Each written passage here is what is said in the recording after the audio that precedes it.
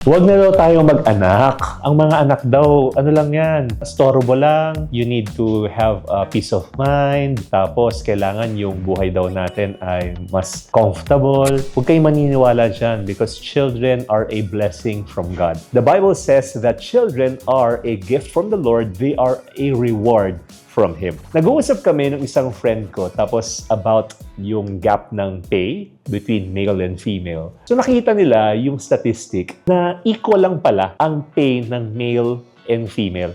Nag-iiba sila kapag yung male, yung guy, starts having children. So nakita nila yung nagkaroon na ng anak, madami dun sa mga guys are the breadwinners. Yung kanilang income nag-spike kasi meron na silang mga anak and meron nang nagde-depend on them.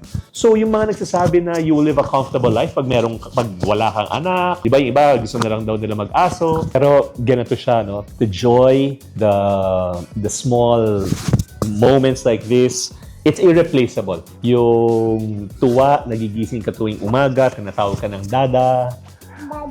Ayan. Very good, no? On cue.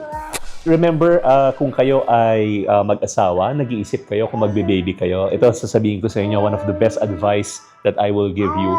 Pag nagkaanak kayo, lalo kayong sisipag, lalo kayong gagaling. At kung medyo kulang, sikip sintron, pero makakahanap talaga kayo ng paraan. Dahil ang mga bata, ang mga anak, they are a blessing from the Lord. Huwag kayong makikinig dun sa mga ibang tao na nagsasabing hindi. So, live your life to the fullest. And this is how you do it. By having children. Right, Kian? Say hi!